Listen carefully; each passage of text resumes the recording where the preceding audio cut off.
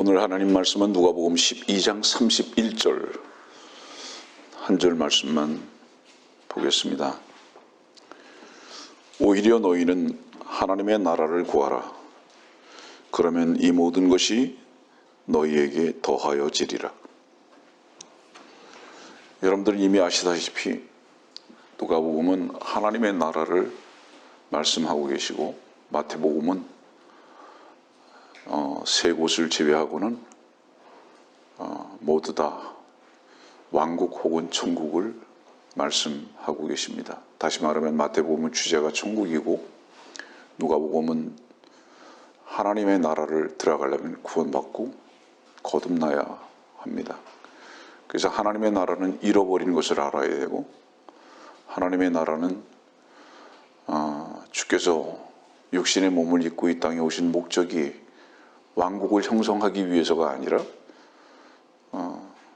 우리의 죄를 제거하시고 우리의 생명이 되게 하시기 위해서 오셨다는 것이 누가복음의 주제인 것을 우리는 압니다.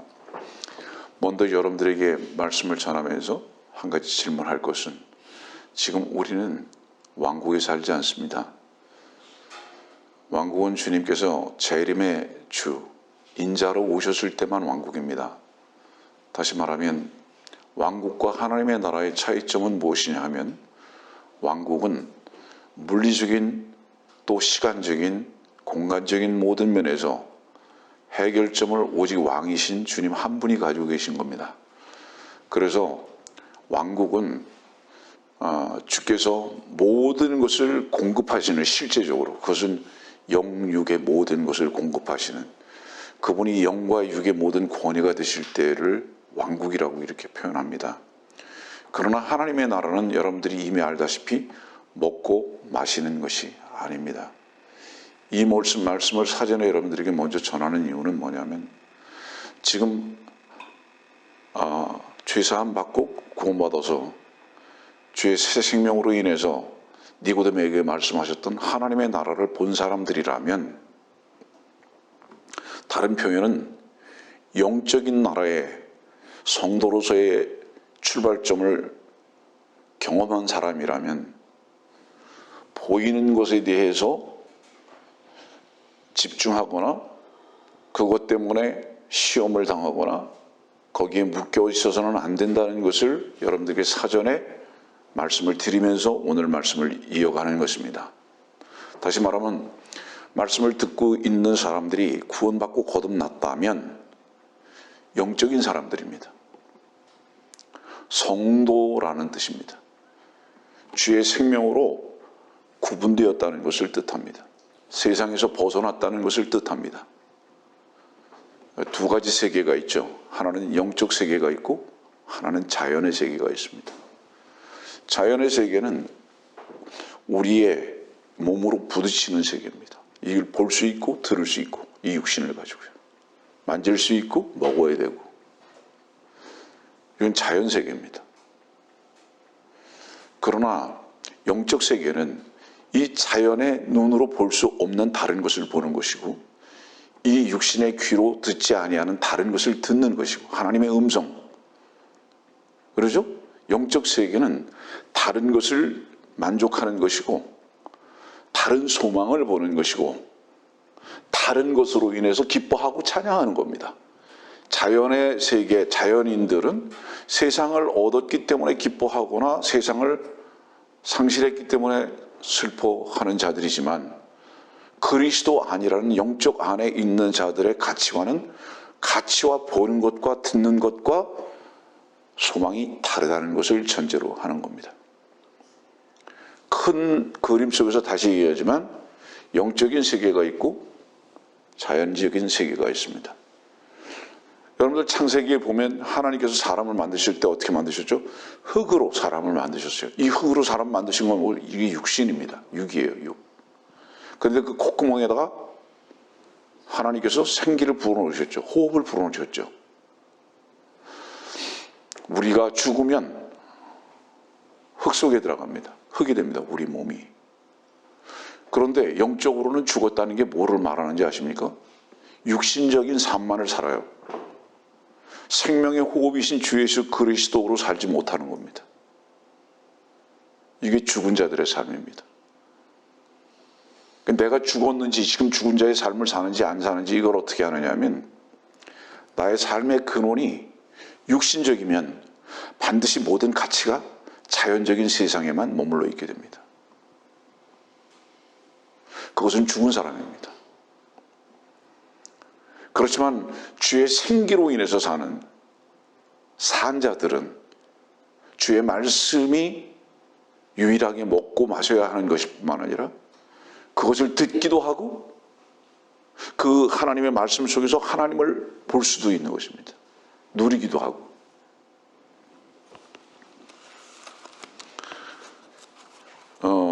우리 고린도전서 4장에 있는 말씀을 한번 보겠습니다. 4장 19절과 20절입니다. 고린도전서 4장 19절 20절. 그러나 주께서 원하시면 내가 너희에게 속히 가서 교만에 있는 자들의 언변이 아니라 능력을 알아보리라. 이는 하나님의 나라는 말에 있지 아니하고 능력에 있음이라. 여기에 이 하나님의 나라의 능력은 어떤 능력일까요? 오늘 우리가 알아가고자 하는 바로 이 능력은 무엇이냐면, 교만한 자들은 알 수 없는 능력입니다. 자연인들은 교만한 자들이고요. 그 교만한 자들은 오늘의 말씀에 계속 연결점이 뭐냐 하면 염려하고 근심합니다. 육신에 속한 자들은 보이는 세상으로 인해서 염려하고 그것 때문에 근심하는 겁니다. 영적인 사람들은 보이는 것 때문에 염려하거나 근심하는 것이 아니라 내가 주의 생명으로 사는가에 대한 날마다의 점검입니다. 그 주님과의 호흡이 있는가에 바로 이 부분입니다. 여러분들 이렇게 하시면 돼요. 염려와 교만은 철길의 수평과 같아서 함께 갑니다. 교만한 사람은 반드시 교만한 만큼 염려가 많습니다. 염려가 많은 사람은 그 염려가 많은 만큼 반드시 교만한 사람입니다. 그 사람은 오늘의 말씀에 의하면 아버지가 없는 고아입니다. 오늘의 말씀은 제목이 오 신실하신 주 내 아버지요.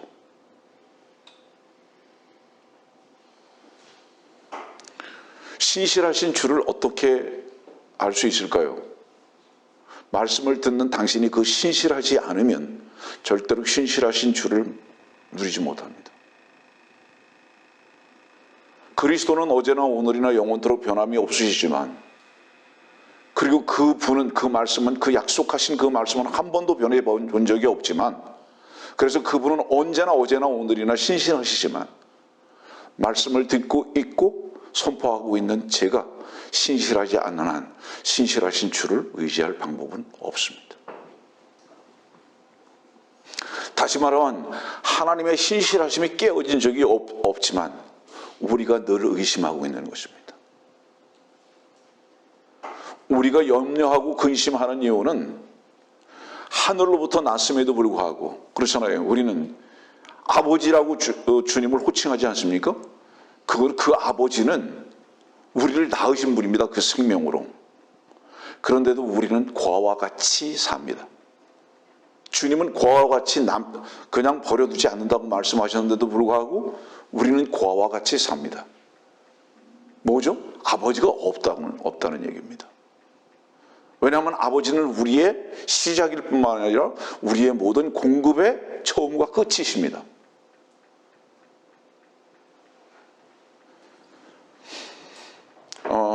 우리는 참 찬송도 잘 부르고 기도도 잘합니다. 하나님 아버지, 주. 그러나 이 모든 말들은 사실은 고백이 아니라 위선일 때가 너무 많습니다. 그러면 오늘 우리 고린도전서 4장에 말씀하고 있는 이 능력은 무엇일까요? 항상 기뻐하는 겁니다. 자유할 수 있는 것입니다. 이 말씀 가운데 온유라는 단어가 나옵니다. 사랑과 온유라는 단어가 나오거든요. 그 말의 뜻은 무슨 뜻이죠? 원수를 원수로 여기지 않는다는 겁니다. 내 힘을 써야 할 때 그 힘을 쓰지 않는다는 것입니다. 그럼 어떻게 온유해 줄 수 있죠? 온유해 줄 수 있는 것은 아버지께서 나에게 어떻게 대하셨는가를 믿고 누릴 때에만 내가 온유해 줄 수 있습니다. 왜냐하면 하나님 아버지는 유일하신 심판자이심에도 불구하고 지금도 우리들에게 우리의 행한 대로 우리에게 행하지 않으십니다. 날마다 그분은 우리들에게 사랑과 온유를 베풀어 주십니다. 이 신실하신 주님의 약속을 오늘도 맛보는 자들은 결코 주님의 능력 안에 삽니다. 그런 자들은. 능력은 무엇이냐? 자주 말하지만은 자유로운 것입니다. 그 자유롭다는 것은 다른 표현에서는 권위가 있다는 것이고 그것은 다스림의 위치에 있다는 것을 의미하는 것입니다. 여러분들, 죄가 어떻게 시작됐죠? 늘 말하지만 죄가 시작된 것은요, 마귀가 이브에게 네가 무엇인가를 하라고 한 데서부터 시작됐습니다. 죄는, 자 보세요, 다른 모든 열매들은 다 먹을 수 있어요. 풀이에요, 풀이. 그죠? 근데 한 가지만 제한했습니다. 그게 뭐죠? 선악과입니다. 이것의 의미는 뭐죠? 하나님은 자유의지를 주셨어요. 근데 한 가지는 제한하셨어요. 단 한 가지. 그 단 한 가지가 뭐죠? 옳고 그름, 선과 악, 다시 말하면 뭐냐? 판단은 나만 한다. 거기는 접근하지 마라 이 말이에요. 그거 하나만큼은 하지 마라. 여러분들 제하는 거 딱 그거 하나입니다. 하나님께서. 왜죠? 이것은 그분과 우리 사이에 유일한 권위로 두신 것입니다. 그거 하나만 안 된다 이 말이에요. 그래서 성경은 가장 심각하게 다루는 것이 권위인 것입니다. 이거는 침범하면 안 된다 이 말이에요.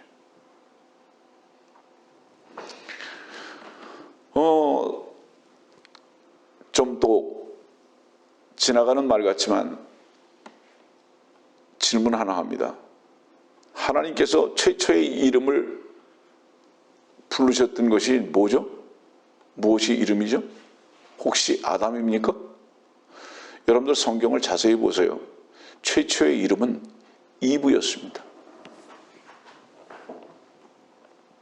아담이 아니에요. 아담은 사람이었어요, 그냥. 그래서 사람. 그래서 로마서 5장은 그렇잖아요. 첫 사람 아담, 마지막 사람 주 예수 그리스도. 사람은 뭔지 아세요? 육신의 몸을 입은 거예요. 그걸 말하는, 그 사람을 말하는 거예요. 그래서 이것은 붉은 색깔을 가진 자란 말이죠. 이것이 사실은 중요한 관점이에요. 왜 이브가 최초의 이름이 됐는지 아세요? 이브라는 이름은요, 원래 없었어요. 언제부터 이브라는 이름을 알게 됐습니까? 범죄 이후에 이브라는 이름을 갖게 된 거예요. 한번 봅시다. 우리 창세기로.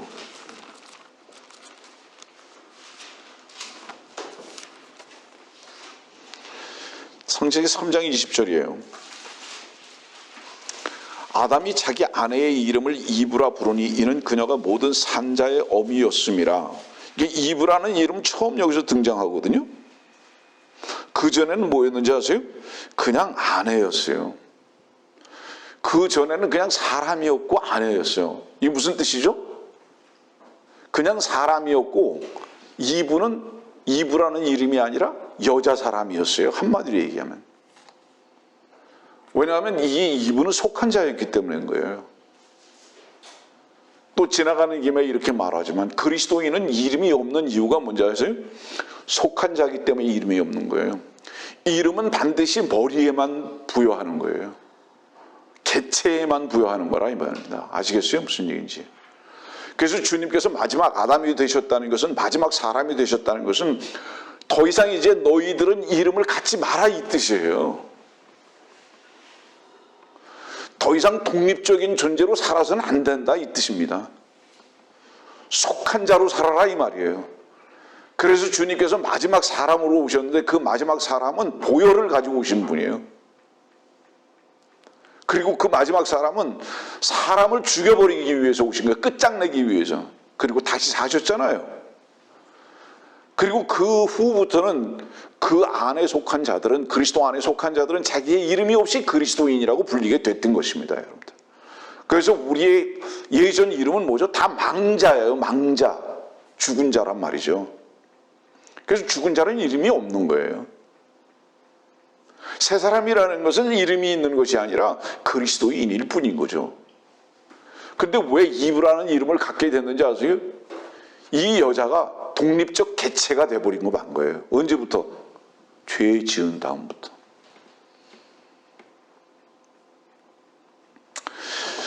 이 말씀을 드리는 이유는 뭐냐 하면 사람들은 제일 고상한 것을 자립적인 것으로 여기는 거예요. 좀 우스운 얘기 같습니다만은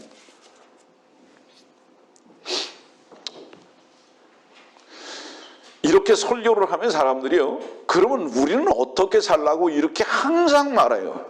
그렇게 질문해요.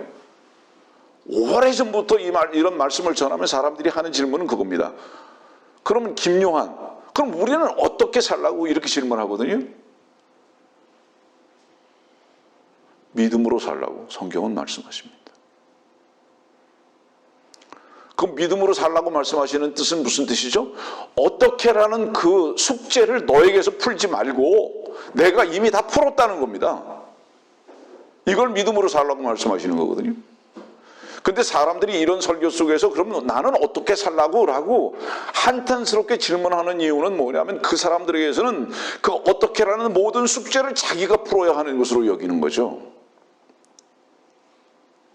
그래서 이런 설교를 들으면 사람들이 뭐라고 얘기하는지 아세요? 저놈이 우리를 혼란케 한다고 말한다고요. 네. 그 사도 바울한테 그랬듯이. 봉사한테 가가지고요. 뭐 빨간 색깔이 어쩌고 노란 색깔이 어쩌고 그러니까 봉사들이 하는 말이 저놈이 우리를 혼란케 한다. 색깔이 어딨냐? 이렇게 말을. 귀머거리한테 가가지고 파도 소리가 너무 아름답고 갈매기 울음소리가 뭐 노래와 같고 이제 그러니까 저놈이 혼란케 한다 우리를. 이렇게 하는 거죠. 이유가 뭐죠? 눈 뜬 적이 없어요. 귀가 열려본 적이 없어요. 자연적인 이치로만 살았다 이 말이에요. 거듭남이라는 새 생명 안에서 무엇인가 듣고 보고 누리고 하는 이 능력, 세상으로부터의 보이는 것들로부터의 자유함, 믿으라고 말씀하시는 하나님으로부터의 공급을 누리지 못하고 사는 사람들의 반발이에요. 반발.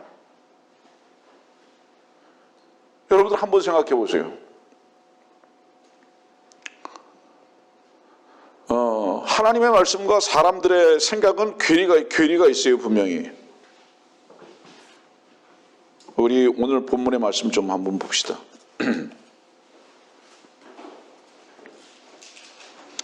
16절에는 부자가 나옵니다. 부자가 나오는데 17절의 말씀 보니까 내 곡식을 쌓아둘 곳이 없으니 내가 어떻게 할까? 이거는 계획을 말하는 게 아니에요. 걱정을 나타내는 거예요. 부자가 걱정을 해요. 지금 근심하고 있다 이 말이에요. 응? 부자가 걱정해요. 왜 걱정하죠? 왜 근심하죠? 너무 많아서. 이거 어떻게 할까? 이걸 어떻게 더 불리고 또 이걸 어떻게 관리하고 밤잠 못 자고 걱정을 하더라 이 말입니다. 근데 또 보세요. 22절 보세요. 또 제자들에게 말씀하시기를 그러므로 내가 너에게 말하노니 너희 목숨을 위하여 무엇을 먹을까 또 몸을 위하여 무엇을 입을까 염려하지 말라. 24절 까마귀들을 생각해보라.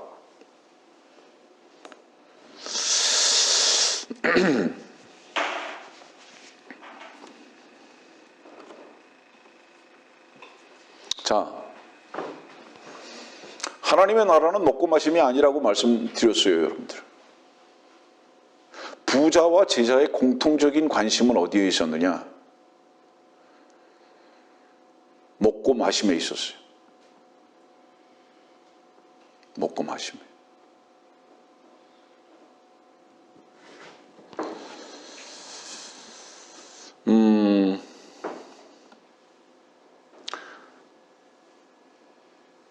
염려를 영어로 뭐라고 그러죠? 그건 worry라고 그러는데, 이 worry라는 것은 사실은 이 염려라는 이 단어는 그 앵글로색슨족이 옛날 고대 언어로 썼던 말이거든요. 이 말이 거기서부터 이제 유래한 말인데, 이 염려라는 이 말은 무슨 뜻이냐면 목을 졸르다라는 뜻입니다. 목을 조르다. 여러분들 목 조르면 왜 죽죠? 숨 못 쉬죠? 여러분들 염려는 주님의 호흡을 멈추게 합니다.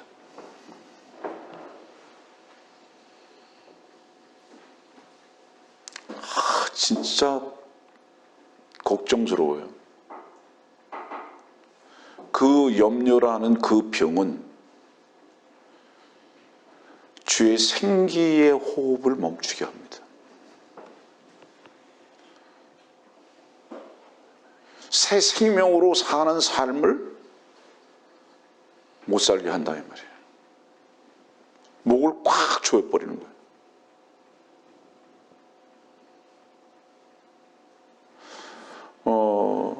아버지가 없는 사람들을 뭐라고 얘기하죠? 고아라고 얘기합니다. 고아는 왜 불쌍한지 아십니까? 문제가 있어도 그 문제를 상의할 사람도 없고 의탁할 사람도 없고 공급할 사람도 없고 책임져 줄 사람도 없고 보장도 없습니다. 그러면 고아의 삶은 반드시 무엇이 따라오는 거죠? 염려하지 않을 수 없는 삶입니다. 고아의 삶. 처음에 여러분들에게 이렇게 말씀을 드리면서 시작했습니다. 구원받고 거듭나서 아버지라고 고백한 적이 있고 또 고백하고 사냐고. 바리새인은 위선자로서 위선자는 가짜 고백만 있고 능력이 없는 자를 말하는 거예요. 그 능력을 하나님의 말씀에 따라서 그 말씀이 능력되는 삶을 사는 것이 아니라 자기의 액기스를 가지고 하나님의 능력을 대신하려고 하는 자들을 위선자라고 하는 겁니다. 그걸 바리새인이라고 하는 거예요, 여러분들.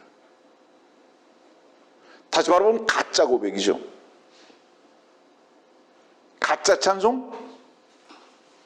아직 염려는 깊이 있는데 아버지라고 부르면서 기도하고 고백한다면 그거는 바리새인이다 이 말입니다. 그건 위선자라 이 말입니다. 네. 고아의 분명한 위치는 조금 아까 말씀드렸듯이 어떤 것도 보장되지 않습니다. 자기가 자기를 책임져야 하는 것입니다. 여러분들의 마음 속에서요, 이 세상을 살아가면서 내가 나의 책임을 져야 한다는 것, 내가 가정의 책임을 져야 한다는 것으로 만일에 여러분들 마음에 각인이 돼 있다면 그건 여러분들이 분명히 고아적인 위치에 지금 빠져 있는 겁니다. 저는 여러분들에게 일을 하지 말아야 할 것을 말하는 것이 아닙니다. 물질이라는 것은요, 그 자체가 결코 괴물과 같은 건 아닙니다.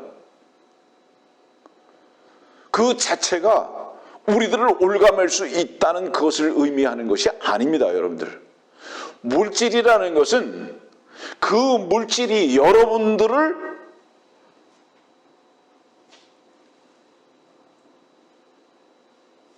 찍어 누르고 그 물질이 여러분들을 지배하기 전까지는 그 물질이 여러분들의 괴물이 되지는 않습니다. 그 물질이 많고 적음의 문제 때문에 그 물질이 나의 괴물이 되는 것이 아니라 사실은 그 물질을 대하는 여러분들의 자세에 따라서 그 물질이 괴물도 되기도 하고 여러분들이 그 물질을 다스릴 수 있는 주인의 위치에 있을 수도 있다는 것을 말하는 거예요. 여러분들 까마귀도요, 아침에 일찍 날아야지 먹이를 얻는 것입니다. 우리들이 이 육신을 움직여서 이 땅에 사는 동안에 이 육신의 음식을 채워가는 것은 우리들에게 불필요한 게 아닙니다. 문제는 뭐냐면 그것 때문에, 내가 움직였기 때문에 산다고 생각하는 여러분들의 교만을 지금 다루고 있는 것입니다. 그 독립성을 다루고 있는 것입니다. 내가 직장에 가서 일을 하기 때문에 먹고 사는 것이지, 내가 내 가정을 책임지는 것이니까 내 가정이 내가 존재하는 것이지라고 생각하는 그 교만을 다루고 있는 것이지, 성경에서. 그 보세요. 종교적인 것과 자연적인 것이 하나님의 살아계신 말씀과 원수가 될 수밖에 없는 이유가 거기 있습니다. 하나님의 말씀은 뭐라고 말씀하시죠? 염려하지 말라, 이렇게 말씀하시잖아요. 이건 우리는 셋 중에 하나밖에 될 수 없어요. 하나님의 말씀은 염려하지 말라라는 말씀과 싸우든지, 아니면 위선자적인 위치에서 마저 그러면서 삶은 따르게 하든지, 아니면 그 말씀을 신실하게 믿고 하나님의 공급하심 속에서 찬양하고 기뻐하면서 살든지, 셋 중에 하나죠. 분명히 셋 중에 하나죠. 여러분들은 어떤 위치에 계시는가 말하는 거예요. 네. 하나님을 안다고 하는 사람들의 거의 절대 다수는 어디냐면 중간 위치에 있다, 이 말입니다. 하나님의 말씀은 듣지만은 실상은 나는 나대로 행동하는 거예요. 아버지라고 말하지만 사실은 나는 고아적인 위치에만 항상 있다, 이 말입니다. 그 증거가 무엇이냐? 염려한다는 거예요. 이것이 우리를 참 슬프게 하는 것입니다. 여러분들, 염려라는 괴물은요, 우리를 하나님 아버지라고 고백했잖아요, 우리가. 그런데 이 염려라는 괴물은 우리를 동물보다도 더 못하게 만들어 버리고 마는 것입니다. 까마귀도 하나님께서 먹이시고 입히시잖아요. 들풀도 그러시잖아요. 그런 미물보다도 더 우리를 저평가할 수밖에 없는 그 위치로 데려가는 것이 염려라는 괴물입니다. 근데 이런 부분에 대해서는 한 번도 심각해 본 적이 없어요. 아까 천국과 하나님의 나라를 다뤘습니다. 다른 부분을 잠깐 말할게요. 지금은 천국도 아닙니다. 그렇잖아요? 앞으로 미래에 올 때죠, 그거는. 그럼 우리는 하나님의 나라인 구원받고 거듭난 사람들의 정체성은 분명합니다. 구원받고 거듭났다면. 그런데 지금 현재 우리가 사는 곳은 어디죠? 세상입니다.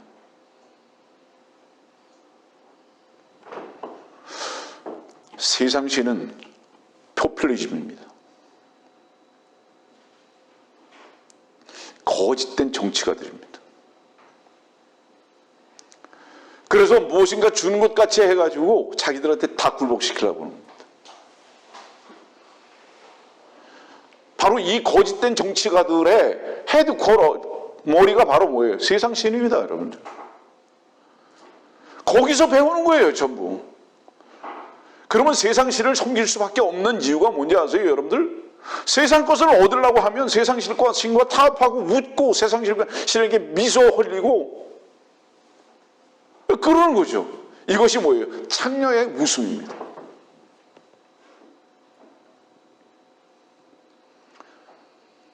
그 세상을 살아가는 자들이잖아요, 이렇게 되면.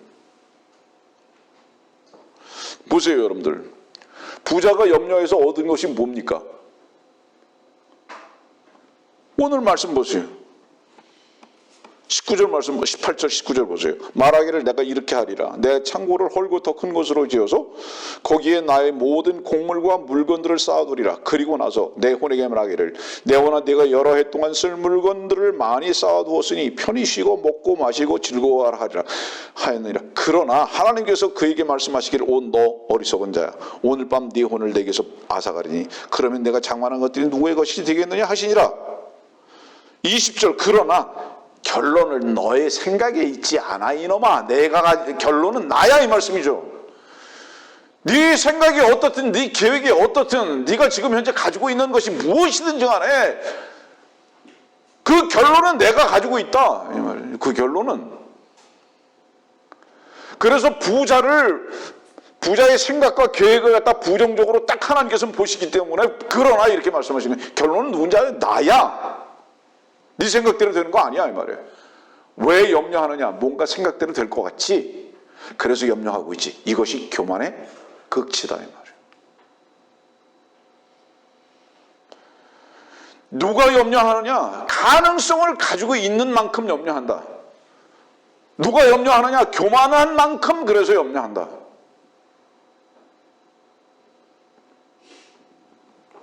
그런데 부자가 염려한 대로 됐느냐?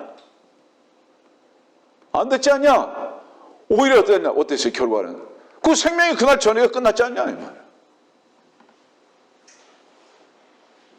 제자들 어땠죠? 근심했어요. 염려했어요. 근심, 염려, 의심 같은 뿌리에서 나온 거예요. 의심과 근심은 무엇을 말하는지 아세요, 여러분들? 파도에서 흔들리는 배를 말하는 거예요. 그거를 의심과 근심이라고 말하고 있습니다. 우리 야고보서에 있는 말씀 한번 봅시다.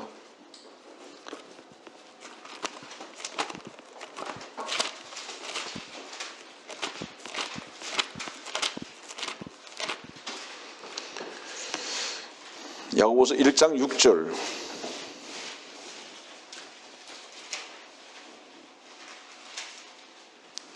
오직 믿음으로 구하고 아무것도 의심하지 말라. 의심하는 자는 마치 바람에 밀려 요동하는 바다 물결과 같으니 그 사람은 주께로부터 어떤 것이든 받으리라 생각지 말라. 하지 말라. 두 마음을 품은 사람은 그의 모든 길에 안정이 없느니라.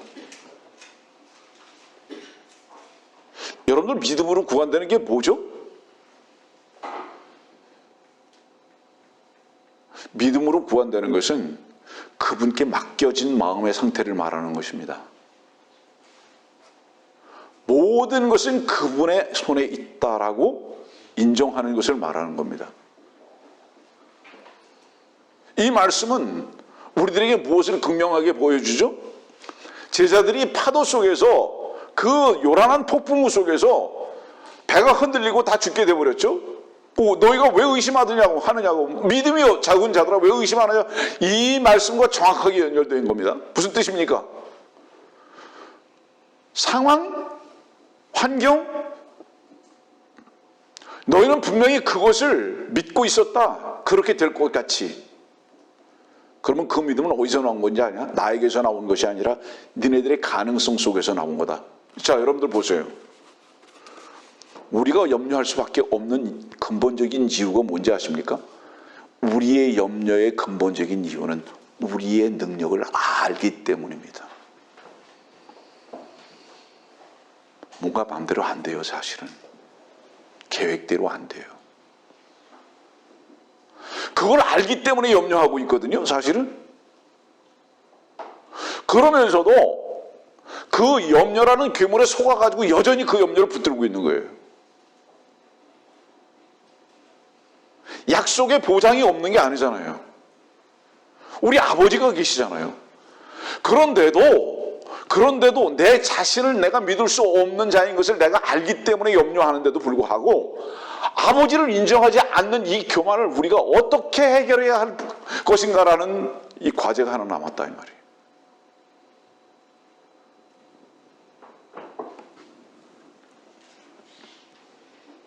염려는 아무것도 얻지 못했습니다. 로마서 8장은 이렇게 말씀하시잖아요.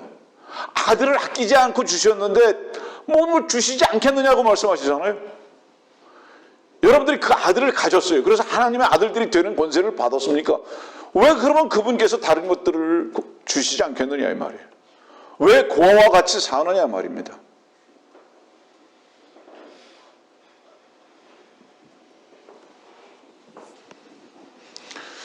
여러분들, 우리가 성도라면 세상을 봐야 하는 관점이요, 하나님의 나라의 관점에서 세상을 봐야 돼요.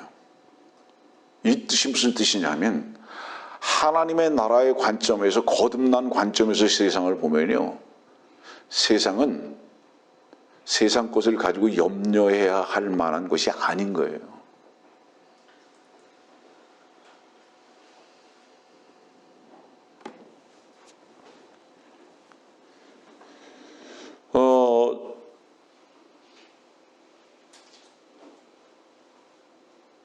부자가 왜 염려했을까요? 말씀으로 다시 가죠.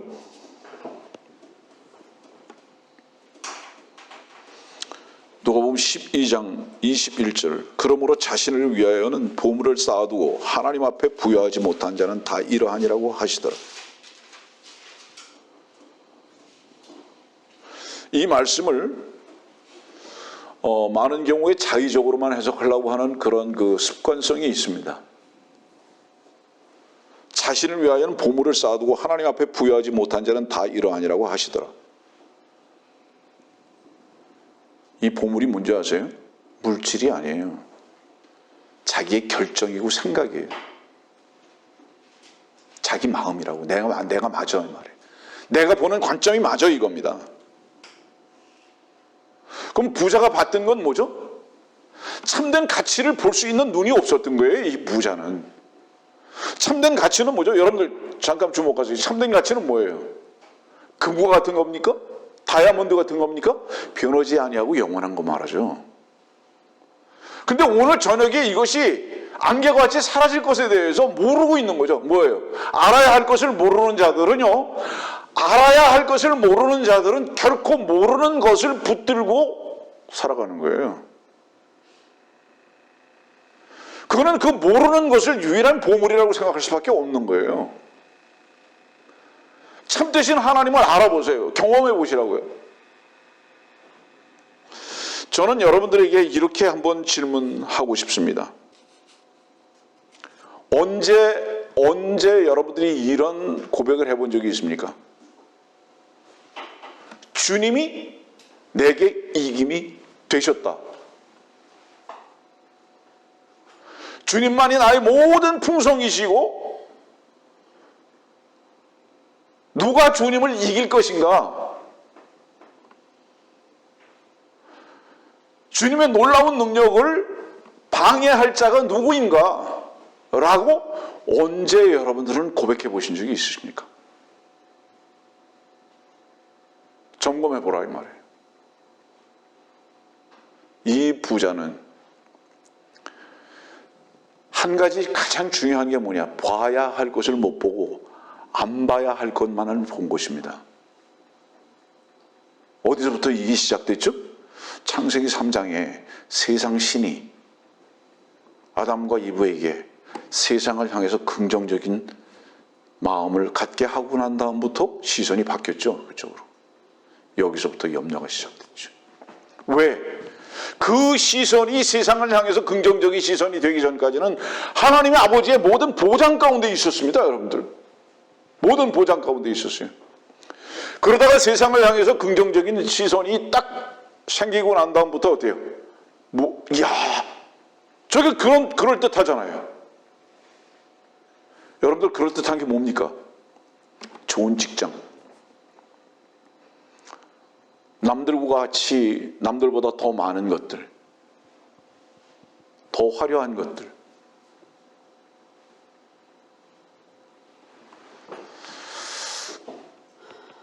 여러분들의 다른 사람들을 보는 비교는 영원히 여러분들을 염려라는 병에서 치유하지 못하게 할 것입니다.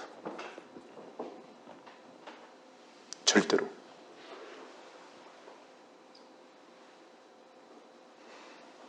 사람은 다른 사람들을 비교하기 때문에 주님을 바라본 적이 분명히 없습니다. 부자는 봐야 할 것을 못 봤어요. 알아야 할 것을 알지 못한 거예요. 제자들은 왜 염려했을까요, 그러면? 뭐 때문일까요? 다 버렸잖아요. 지금 이 누가복음 이 12장의 말씀하고 있어요. 다 버렸잖아요, 지금. 그죠? 직업까지 다 버렸잖아요. 그 왜 염려했을까요? 제자들의 염려는 하나입니다. 주의 말을 믿지 못했습니다. 불신입니다. 여러분들이 구원받고 거듭났습니까? 부자와 같지 않습니까? 분명히 주님을 따른다고 합니까? 여러분들의 염려는 무엇 때문인지 아세요? 여러분들의 모든 공급의 주를 믿지 못하는 겁니다. 그분께서 말씀하셨잖아요. 우리 이렇게 찬송했잖아요. 오 신실하신 주 내 아버지여, 이렇게 찬송했잖아요. 제자들의 문제는 그를 이끌어가고 모든 책임이 되시는 주를, 그 말을 못 믿은 겁니다. 우리의 문제는 뭔지 아세요, 여러분들? 여러분들의 염려는 뭔지 아세요, 여러분들? 말씀을 믿지 못하는 건 하나입니다. 그것 하나입니다. 여러분들, 주께서 따르라고 말씀하셨을 때요, 제자들한테 날마다 몇백만 원, 몇천만 원씩 아침마다 자기 앞수표 써가지고, 야, 이거 너 오늘 하루 먹고 살아. 집에 갈 때 가져와서 네 와이프 줘라. 네 남편 줘라. 하루에 몇천만 원씩, 몇 억씩 이렇게 수표에 써가지고 그거 주면서 주님께서 그 수표 가지고 믿고 살으라고 주께서 말씀하실까요? 천만에요. 주님을 따르는 자들은 유일한 보장이 뭔지 아세요? 말씀이에요. 뭐라고 말씀하셨죠? 공중에 난 새보라고, 들에 백합화 보라고. 말씀이에요, 유일하게. 주의 말씀으로 거듭난 자들, 주의 말씀의 능력을 아는 자들, 그 말씀이 생명인 것을 누리는 자들은 그 말씀 하나가 나의 유일한 뭐예요? 보장인 것을 믿는 자들인 거예요. 근데 이 말씀을 보장으로 믿지를 못해요, 이 제자들이. 못난 제자들도 여전히 보기를 원했던 겁니까? 눈앞에 보이는 그 많은 빵들이었겠죠. 그 많은 생선들이었겠죠.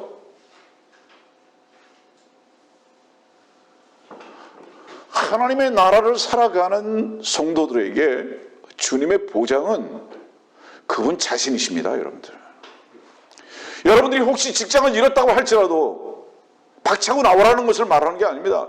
여러분들이 혹시 수입이 없다고 할지라도 집에서 그냥 입을 뒤집어 쓰고 놀라는 뜻을 말하는 것이 아닙니다. 그렇다 할지라도 아버지의 보장된 말씀은 여전히 유효하십니다.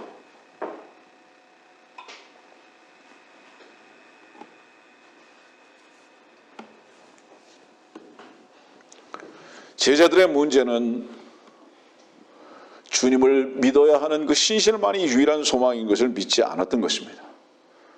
그들의 손에 자기 앞수표 주지 않았어요.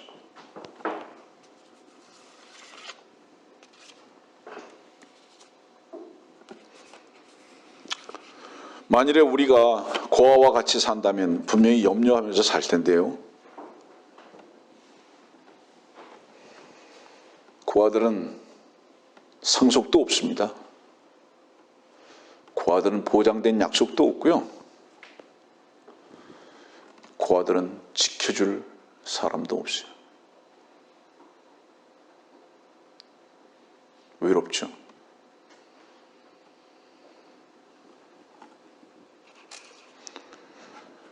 불신 곧 교만의 토양 위에 욕심이 바로 그 불신이라는 영양분을 먹고 괴물과 같이 자라고 있습니다. 그런데 더 문제는 뭔지 아세요? 염려라는 병은 병으로 여기지 않는다는 겁니다. 그걸 병으로 여기지 않는 거예요. 그걸 마땅한 것으로 여깁니다.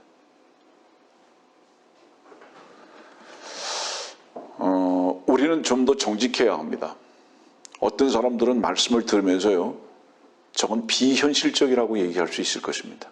아까도 말씀드렸듯이 우리를 혼란케 한다고 얘기할 수도 있습니다.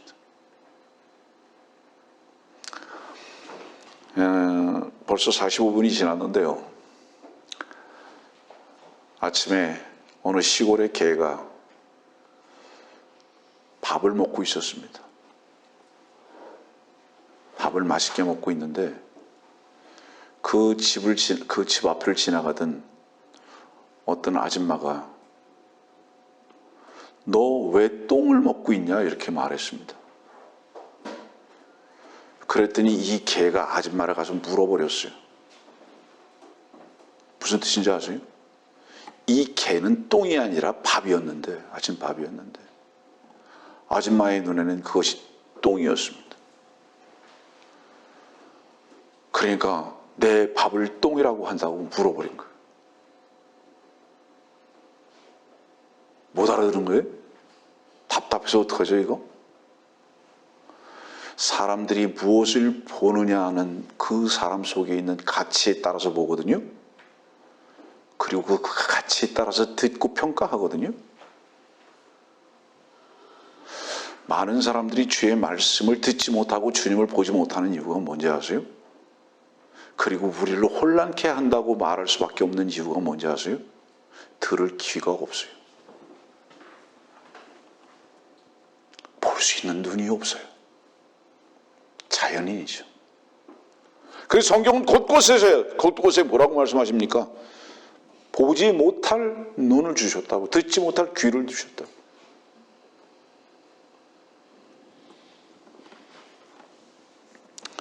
이렇게 말하면 사람들은 이럴 거예요. 여러분들 스스로 점검해 보세요.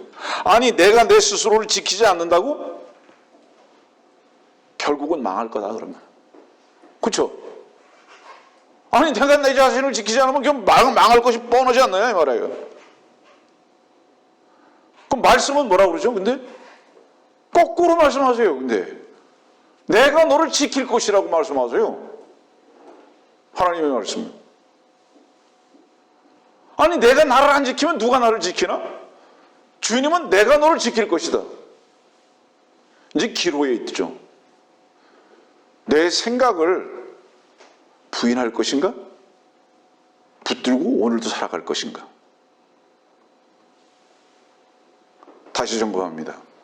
여러분들이 분명히 구원받고 거듭났습니까? 무엇 때문에? 주의 신실하신 말씀의 보장 때문에 그 능력이었습니까? 그러면 그것 이상 되는 하나님의 능력의 말씀이 필요한 것은 무엇입니까? 이 말은 무슨 뜻인지 아세요? 영원히 죽을 수밖에 없고 불탈 수밖에 없고 나면서부터 죄인이었던 눈먼자였던 우리를 주께서 눈뜨게 하셨고 다시 살게 하셨고 지옥의 그 징벌에서 우리를 건져내신 그런 능력이시라면 여러분들의 물질의 문제 하나도 해결하지 못하시는 그렇게 무능력자이시냐? 이것을 지금 여러분들에게 지금 증거하는 거예요. 말하는 거예요. 그 문제가 그렇게 큰 문제였느냐 이 말이에요. 그러면 참으로 여러분들이 죽은 자의 위치에서 다시 산 생명 안에서의 경험을 가지고 있었다면 여러분들의 염려의 문제는 하나님께서 어떤 문제로 그걸 해결하실 수 있겠는가 이 말이에요. 그분의 능력이 그렇게 없으신 분이신가? 베드로전서는 그렇게 말씀하시잖아요. 여러분들 하나님의 능하신 손 아래서 겸손하라. 때가 되면 내가 그가 너를 높이시리라. 그분께 맡기지 못해요.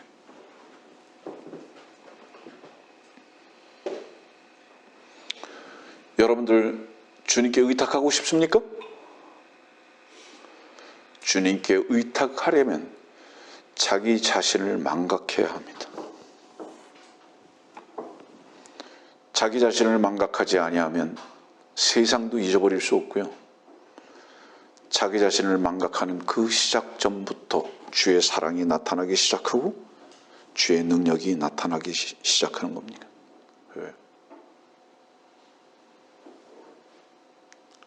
예전 사람들보다 50년 전, 40년 전 혹은 그 전의 사람들보다 지금 사람들이 왜 더 악하고 억센지 아세요?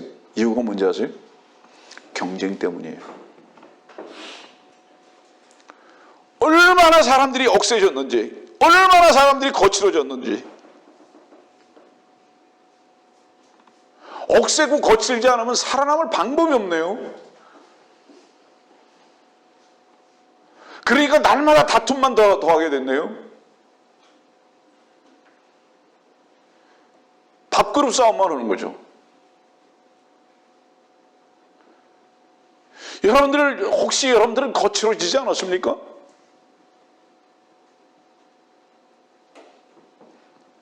이익을 위한 그 투쟁이 얼마나 여러분들 삶을 억세게 만들었느냐 이 말이에요.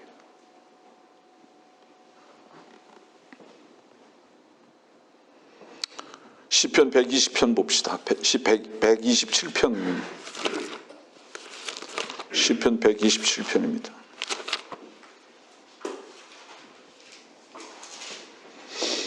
1절과 2절입니다.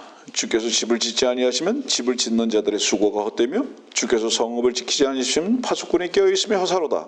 너희가 일찍 일어나고 밤늦도록 차지 않고 수고의 빵을 먹는 것도 헛되도다. 그러므로 그가 자기의 사랑하시는 자에게 잠을 주시는도다. 내가 사랑을 받는 유일한 증거는 뭐냐? 내가 쉬는 것이다. 내가 주의 사랑을 모르는 것은 그것이 무엇이냐? 내가 무엇인가를 짓고 수고하고 지키는 것이다. 그런데 다 그게 허사가 되는 것을 왜 모르느냐?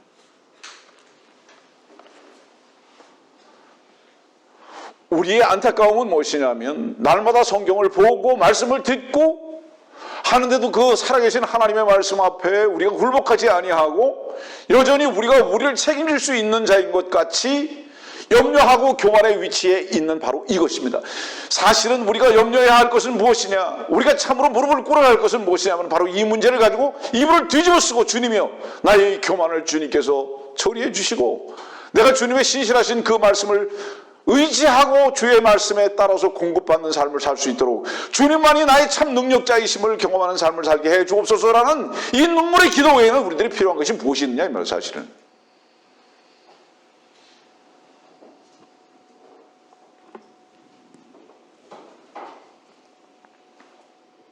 우리가 시편을 읽었지만은 시편의 주제가 뭐죠? 주며 그리스도십니다. 시편 보세요. 제일 많이 시편 앞에 계속 등장하는 게 뭐였어요? 주를 찬양하라, 주를 송축하라. 계속 주 송축, 찬양.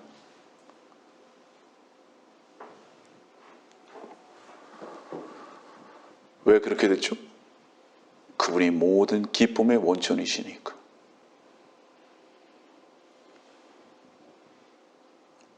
여러분들이요, 주님은 우리에게 이렇게 말씀하세요. 모든 염려를 주께 맡기라.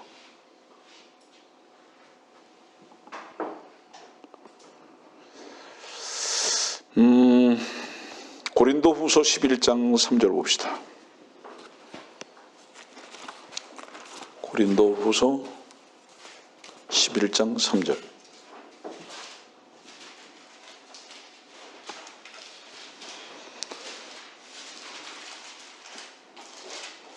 나는 뱀이 그의 간계로 이불을 속인 것 같이 너희의 마음도 어떤 방법으로든 그리스도 안에 있는 단순함에서 떠나 부패할까 두려워하노라. 뱀의 간계는 뭐였는지 아느냐? 그리스도 안에서 떠나는 거다.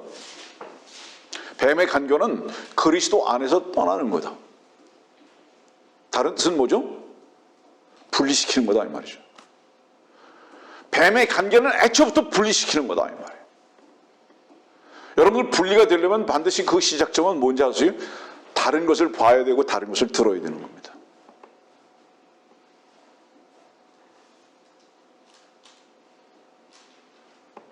주의 말씀의 신실함을 누지 못하는 이유가 뭔지 아세요? 여러분들 속과 밖에서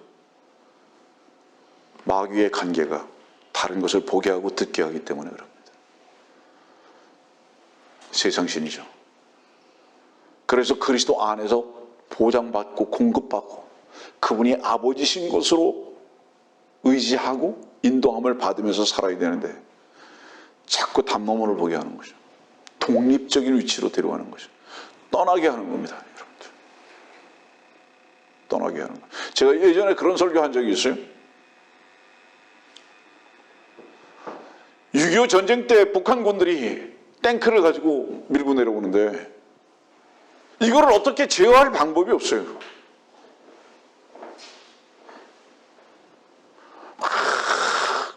수류탄을 던져도 안 되고 총을 쏴도 안 되죠. 저격병이 숲속에 가만히 이제 더 이상 안 되니까 숨어 있는 거예요. 그랬더니 탱크 속에 있던 이 탱크 운전병이 그 위에 뚜껑을 딱 열고 고개를 싹 내밀고 이제 다들 없어졌나 그러고 싹 쳐다보는데 저격병이 쏴서 끝난 거예요. 그 탱크 무용지물이죠. 우리의 보장은 그리스도 안에 있음을 알아야 되는데요. 자꾸 우리의 시선이 세상으로 가는 겁니다. 궁금해요. 남들은 어떻게 살까? 재미있을까? 호기심이 발동하는 거예요. 뱀의 관계는 단순합니다. 그리스도 안에서 떠나게 하는 겁니다. 분리시키는 거죠.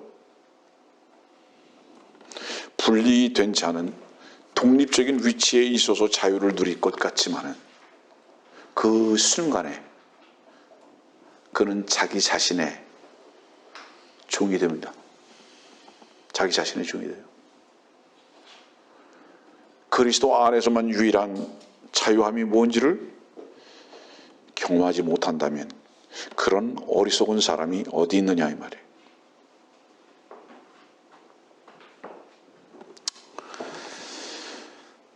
말씀을 정리하겠습니다. 염려는 마귀가 우리들에게 기형적인 삶을 살게 하기 위해서 마땅하다고 하는 거짓된 약을 심어준 겁니다, 우리에게. 그래서 왜 이 기형적인 삶이라고 여러분들에게 말씀드렸는지 아세요? 매일 소망은 주님께 있다고 하고 그리스도 안에서 성도라고 하고 하나님의 나라에 속한 자라고 하고 하면서 기형적인 삶이라는 게 뭔지 아세요? 눈이 사팔띵인 거죠. 발은 각각 노는 거고 머리와 몸도 각각 노는 거고 입은 그렇게 말하면서 행동은 다르게 하고 완전히 기형적인 삶을 살게 하는 기형적인 사람으로 바뀌어버리게 말았다면 이것이 어떻게 성도겠는가 이 말이에요. 그러면서 하나님의 아들의 형상대로 변환받을 것에 대한 소망을 가지고 산다고 얘기하느냐 이 말이죠. 이 우리 오늘의 본문의 말씀은 뭐라고 말씀하시냐 다시 돌아갑니다, 여러분들. 29절과 30절입니다. 너희는 무엇을 먹을까 무엇을 마실까 구하지도 말고 마음에 의심하지도 말라. 왠지 아느냐? 구하지도 말고 의심하지도 말라. 왠지 아느냐? 이 모든 것은 세상의 민족들이 구하는 것이요 너희 아버지께서는 너희에게 이런 것이 필요한 줄을 아시느니라. 그 이유가 뭔지 아느냐? 그건 너희들이 구할 게 아니야. 성도들의 마땅한 바가 아니야. 첫째 이거죠. 너희는 세상 민족에 속한 자들이 아니라 너희는 하나님의 나라의 성도들이야. 백성들이야. 아들이야. 그 아들은 어떤 건지 아느냐? 아버지가 있어서 그 아버지가 모든 필요를 채워주시기 때문인 거야. 하지 말라고만 말씀하신 것이 아니라 거기에 대한 분명한 보장도 같이 말씀을 하신 겁니다. 염려를 하지 말라. 왜? 내가 너희의 모든 필요니까.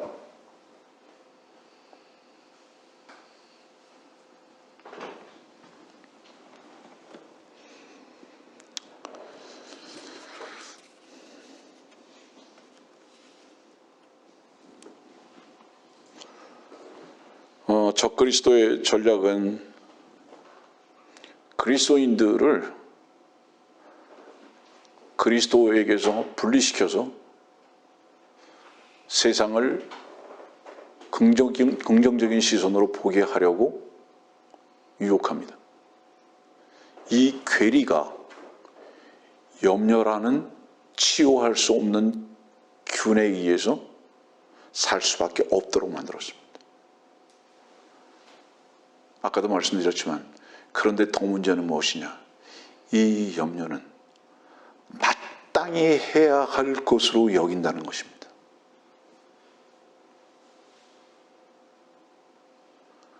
자, 다른 모든 죄는 불신에서 오는 것이지만요, 염려는 철저히 세상과 자신을 믿어서 오는 겁니다. 그래서 어떤 면에서는 가장 큰 죄가 무엇이냐? 염려입니다. 주님은 오늘 우리들에게 염려하지 말라고만 말씀하신 것이 아니라 내가 너의 모든 필요를 채워주실 것이라고 약속까지 하셨습니다. 문제는 하나 남았습니다. 신실하신 주를 믿는 겁니다. 여러분들은 어제도 오늘도 이 신실하신 주를 만나셨습니까? 그 필요적인 조건은 하나입니다. 여러분들이 신실해야 합니다. 그분은 어제나 오늘이나 영원토록 신실하시거든요. 근데 왜 그 신실하신 약속이 여러분들의 자유함과 능력과 위로가 되지 못합니까? 신실하신 주님의 변하심이 아니라 여러분들이 그분을 향해서 등을 졌기 때문입니다. 뭘 본 거죠? 세상과 여러분들 자신을 봤기 때문입니다. 주님은 오늘 우리들에게 이렇게 말씀하십니다. 나는 너희의 신실한 아버지다. 내가 너의 모든 필요다. 오늘의 주께서 우리들에게 말씀하시는 이 모든 말씀이 여러분들의 참 자유함과 풍성함이 되셔야 할 것입니다. 그것 때문에 우리는 찬송할 수 있고 또 감사할 수 있어야 하는 것입니다. 말씀 마치겠습니다.